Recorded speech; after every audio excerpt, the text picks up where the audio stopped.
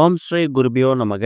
ஓம் ஸ்ரீ மகாபெரியவா சரணம். ஜூன் 17ஆம் தேதி செவ்வாய்க்கிழமை நாளைய தினம் தேய்பிரை சஷ்டி திதி. அதை விட முக்கியமானது ஆனி மாதத்துல வந்திருக்கக்கூடிய செவ்வாய்க்கிழமையில வந்திருக்கு. ஒரே ஒரு கைப்பிடி அளவு துவரம்பருப்பு 6 எண்ணிக்கையில மிளகு உங்க கையில இருந்தாலே போதும். கடன் எல்லாம் தீர்ந்து வீட்டுல இனிமே பண மழை தான். அது என்ன வழிபாட்டு முறைன்னு பார்க்கறதுக்கு முன்னாடி நம்மளோட வீடியோஸை இப்போதான் நீங்கள் ஃபர்ஸ்ட் டைம் பார்க்குறீங்கன்னா மறக்காமல் சப்ஸ்கிரைப் பண்ணிக்கோங்க.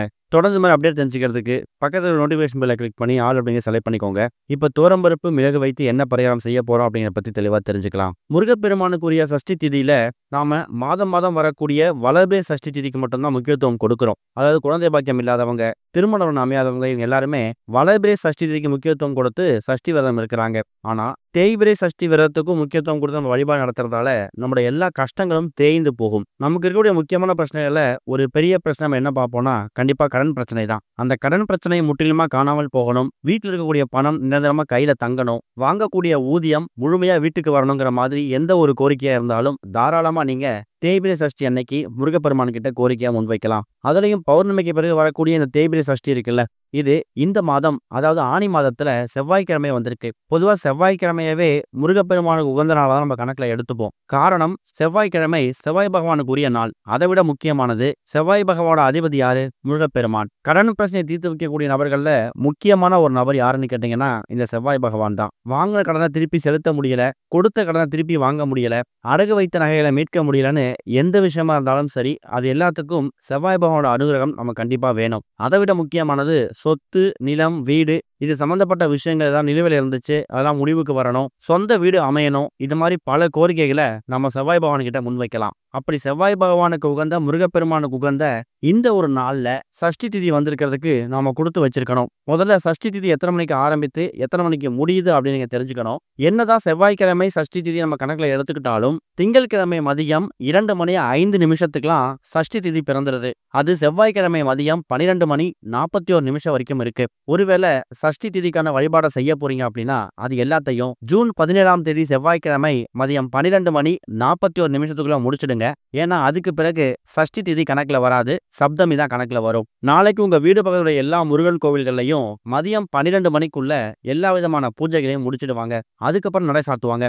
அதுக்கு தகுந்த மாதிரி நீங்க வழிபாடு நடத்துறதுக்கான நேரத்தை நீங்க ஒதுக்கிக்கலாம். செவ்வாய்க்கிழமையில ராகு காலம் பொறுத்த வரைக்கும் 3-4 தான். நம்ம கணக்கில் எடுத்துக்க தேவையில்ல. ஆனா யமகண்டம் காலைல 9:10 இருக்கு. இந்த 1.5 மணி நேரத்தை தவிர மற்ற எந்த நேரத்துல வேணாலும் தாராளமா நீங்க முருகப்பெருமானுக்கு வழிபாடு நடத்தலாம். மாதம் மாதம் வரக்கூடிய அந்த பெரிய சஷ்டி விரதத்துக்கு எப்படி முக்கியத்துவம் வழிபாடு கொடுப்பீங்களோ அதே மாதிரி வழிபாட்டை நாளைய தினம் வந்திருக்கும் போது நீங்க செய்யலாம். அதிகாலை எழுந்து சுத்தபத்தமா குளிச்சுட்டு முருகப்பெருமானோட போட்டோ, திருவுருவ சிலை எல்லாத்தையும் கழுவி சுத்தப்படுத்தி சந்தன குங்குமம் பொட்டு வைத்து முருகப்பெருமானுக்குரிய நைவேத்தியம் செஞ்சு வச்சு படைச்சிடுங்க.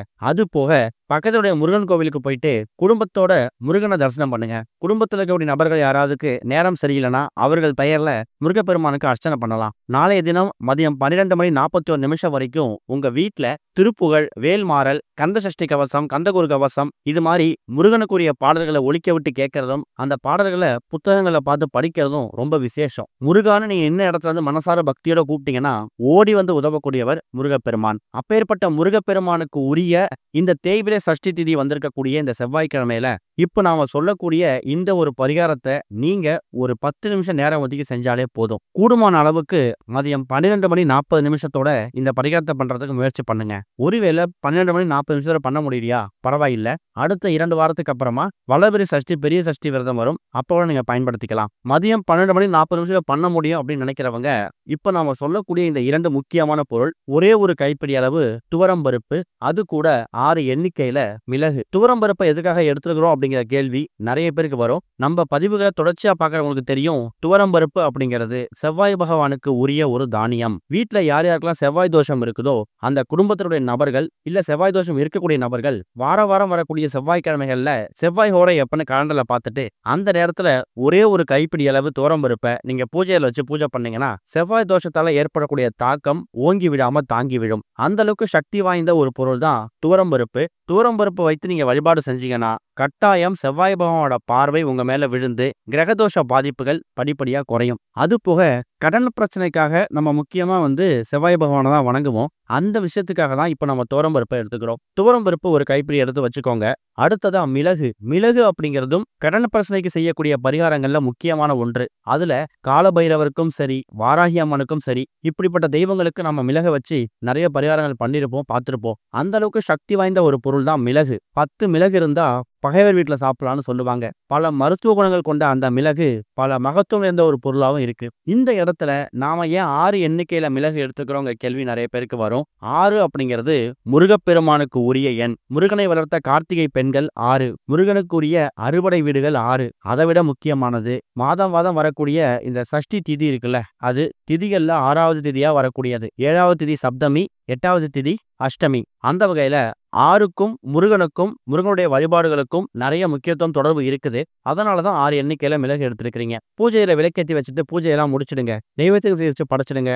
எப்பவும் வழிபாடெல்லாம் முடிச்சுட்டு சின்னதா ஒரு கிண்ணத்திலையோ இல்ல இப்ப நீங்க வீடியோல பாக்குற மாதிரி ஒரு மண் அகல் விளக்குலையோ துவரம் பருப்பு ஒரே ஒரு கைப்பிடி இல்ல ஒரு 2-3 ஸ்பூன் எடுத்து அதில் போட்டு அதுக்கு நடுவுல 6 எண்ணிக்கையில மிளக இதே மாதிரி அடுக்கி வச்சிருங்க.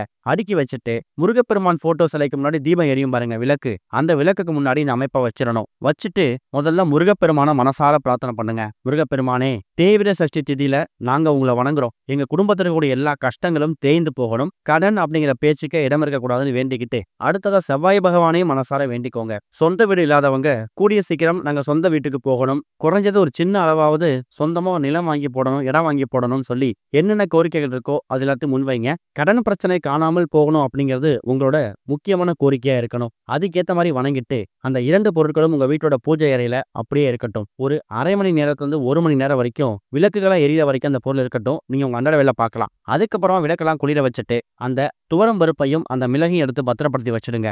6 எண்ணிக்கையில மிளகு எடுத்திருக்கீங்களே, அந்த 6 எண்ணிக்கை மிளகையும் உங்க குடும்பத்திற்குரிய எல்லா நபர்களையும் ஒன்னா உட்கார வச்சு இடது பக்கம் 3 முறை வலது பக்கம் 3 முறைன்னு திஷ்டி கழிப்பாங்கல்ல, அதே மாதிரி திஷ்டி சுத்திட்டு அந்த 6 மிளக உங்க வீட்டோட தெருக்கல்ல குப்பை போடுறதுன்னு பொதுவா இடம் இருக்கும், அந்த இடத்த போட்டுட்டு திரும்பி பார்க்காம வந்துருங்க. இப்ப உதாரணத்துக்கு மதியம் 12 மணி 40 நிமிஷத்தோட இந்த பரிகாரத்தை செஞ்சு முடிச்சிட்டீங்கன்னா உடனே கூட திஷ்டி ஊத்தி போடுங்கிற கட்டாயம் கிடையாது. ஏன்னா சில பேர் வீட்டுல வெளில போயிருப்பாங்க, குழந்தைங்க ஸ்கூலுக்கு போயிருப்பாங்க. இந்த பரிகாரத்தை செஞ்சு முடிச்சுட்டு நீங்க பூஜையில வச்சுடுங்க. மாலை ஒரு 6-7 மணிக்கு மேல கூட நீங்க சஷ்டி திதி அன்னைக்கு பூஜையில வச்சு படைச்சு அந்த 6 மிளக திஷ்டி சுத்தி போடுற மாதிரி போட்டுட்டு நீங்க திரும்பி பார்க்காம வந்துடலாம். அந்த துவரம் பருப்பை மட்டும் எடுத்து தண்ணியில விட்டுருங்க. இல்லைன்னா காக்கை குருவிகளுக்கு தானமா போட்டாலும் சரி, அது உங்க விருப்பம் தான். குடும்ப அளவுக்கு பூஜையில வச்சு பூஜை பண்றீங்கல்ல, இந்த துவரம் பருப்பையும் 6 எண்ணிக்கையில மிளகையும் இத முடிஞ்சா காலை 6 மணிலேருந்து 7 மணி இந்த 1 மணி நேரத்துல வச்சு பூஜை பண்றதுக்கு கொஞ்சம் முயற்சி பண்ணி பாருங்க.